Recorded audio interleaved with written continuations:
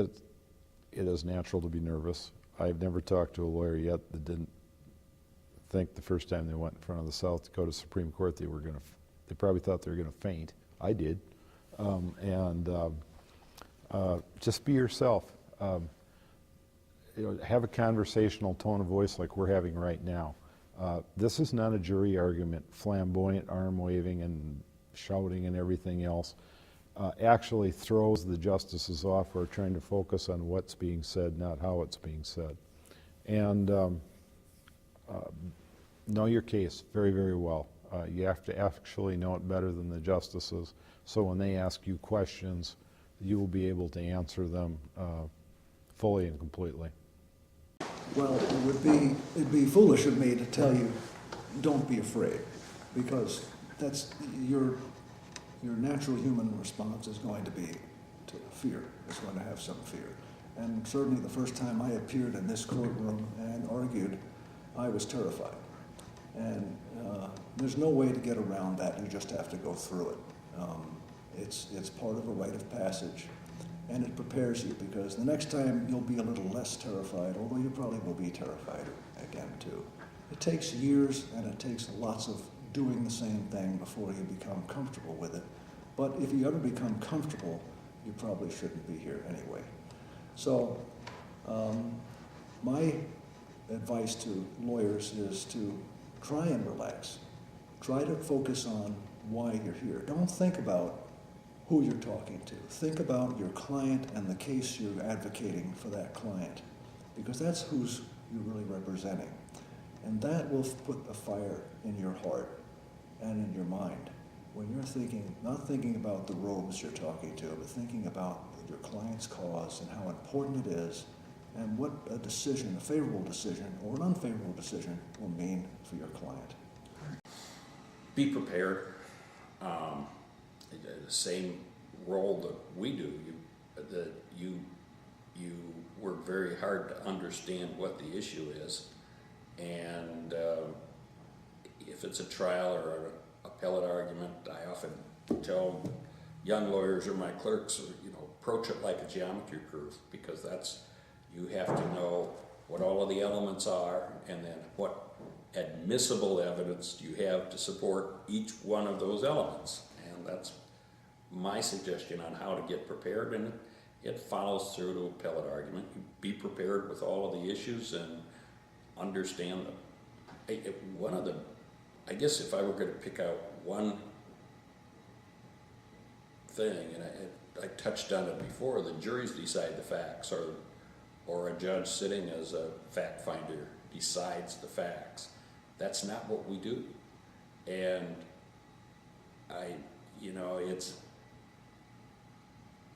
there are tactical reasons at times. Maybe someone argues facts in front of us like they would to a trial court or to a jury, and make that type of an argument, or spend all of their time arguing about the facts that they were really decided wrongly. That isn't what we decide. We deal with how the law is applied to those facts. And so they're wasting their time and our time, and you wonder if they really understand the process when they're making an emotional fact argument to us, which is not what we decide.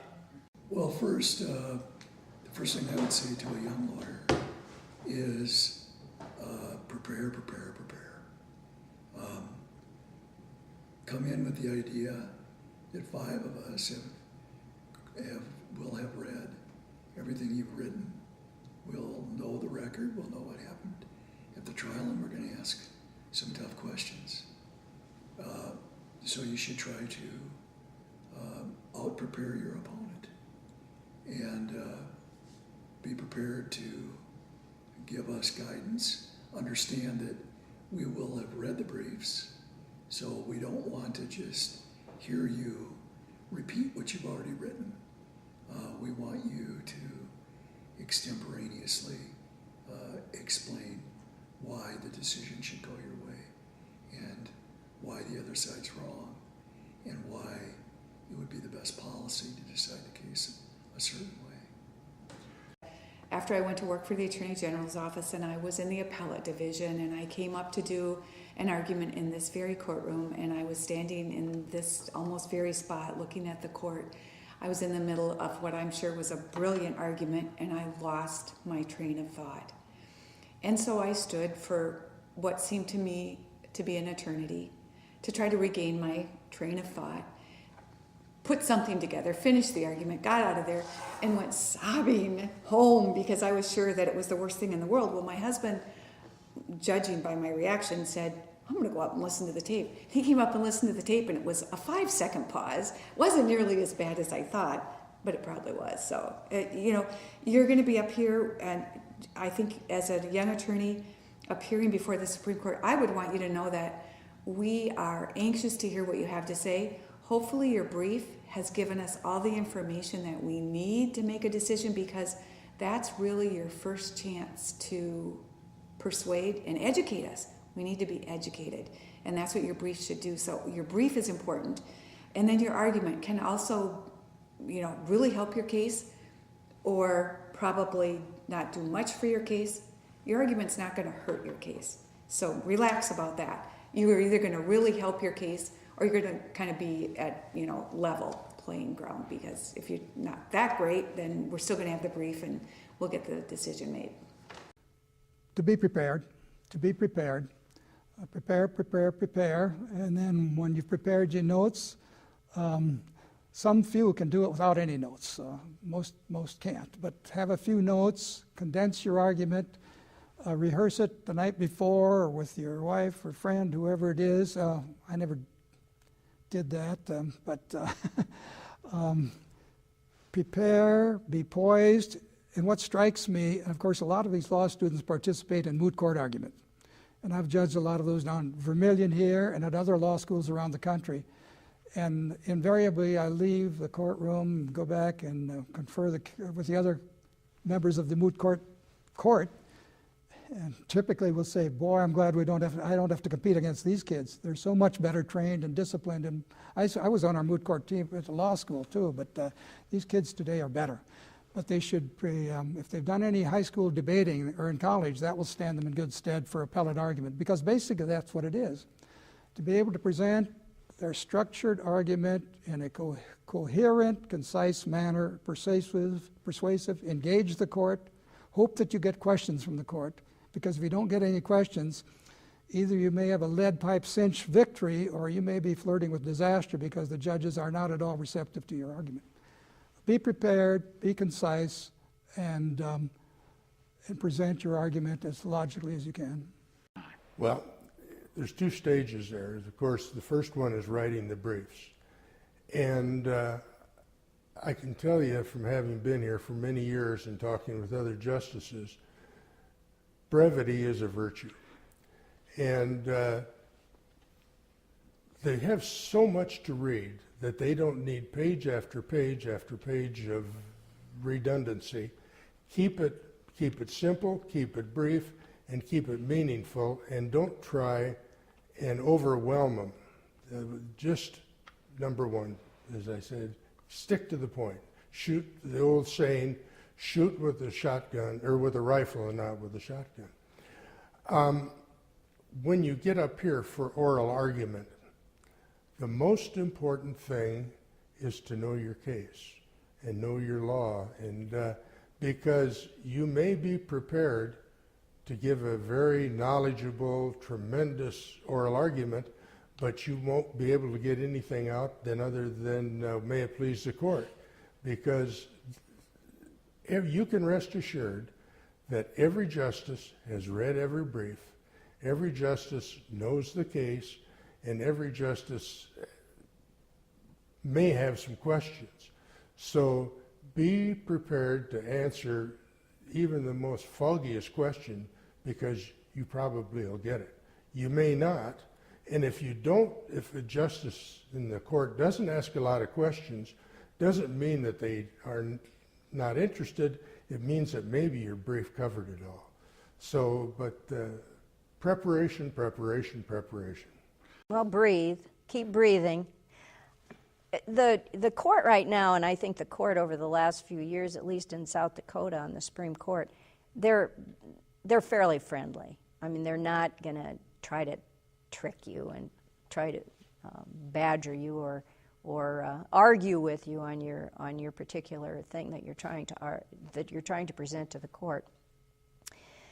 Prepare, know your case, know the law. That's very important.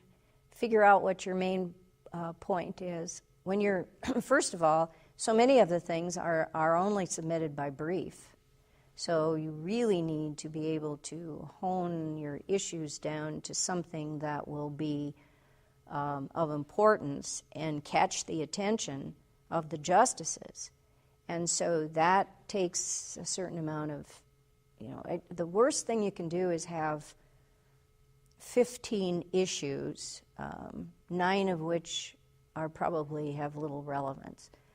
The justices have volumes of material to read. They have lots and lots of cases in front of them.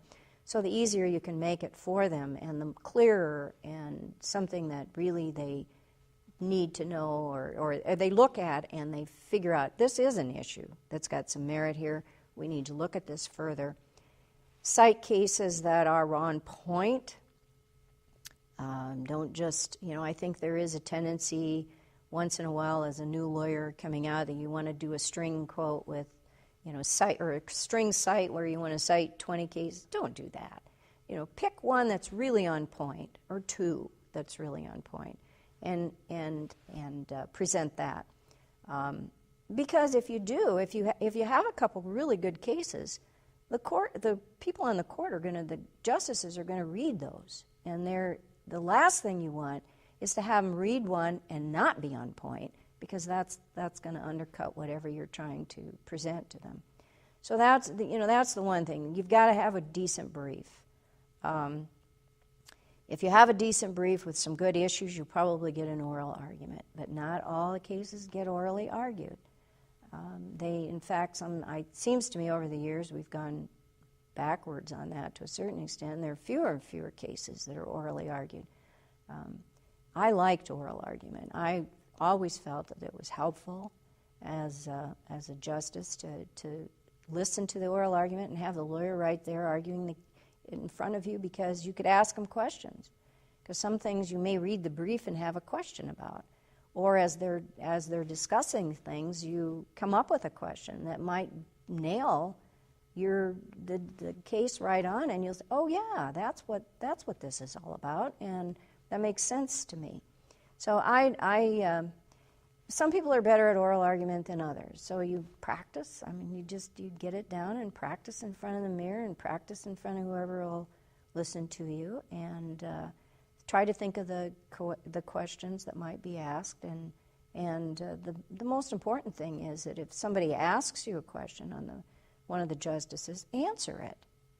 And if you don't know if you don't know the answer, don't try to make one up. That's kind of been every once in a while you find that, and it doesn't help the case by any means. If you don't know the answer, many lawyers that have been up there may say, I don't know that I know that answer to that, but I'll be happy to provide you with further information or whatever if the court wants me to. At least that's one way to do it, but it's just like everything else. It's a lot of hard work, and that's not bad. Hard work is good, and that's what you do. You just work hard at it, and don't be afraid to ask other people for help. I think that's the hardest thing sometimes as a young lawyer to know. You don't know enough to ask the right question. You don't know who you can ask or if you should ask. But this is a small state. It's a small bar. There are very few lawyers, if any, that if you didn't call them up and say, I've got this case I've got to present to the Supreme Court. I'm struggling with this issue and how to present it. Can I run this by you? And they will listen, and they'll give you all kinds of advice, probably more than you want to know. But you can do that, and it's just that you need to overcome that fear of asking somebody for help.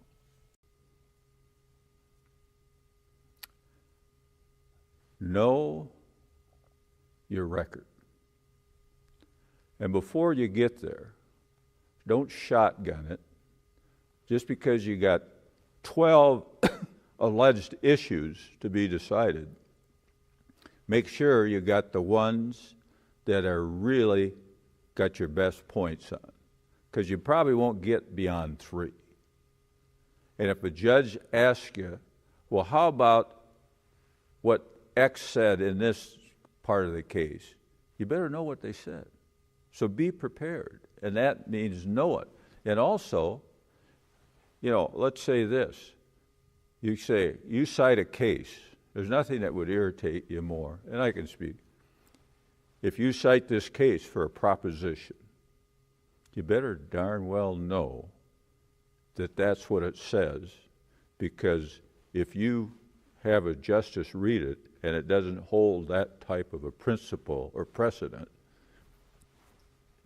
your credibility goes out the window. Just don't say you're going to string cases in there and say that's it. You got to be able to support them. And it's, and answer the questions. And, nothing wrong. I don't understand what the question is, you can always say that too.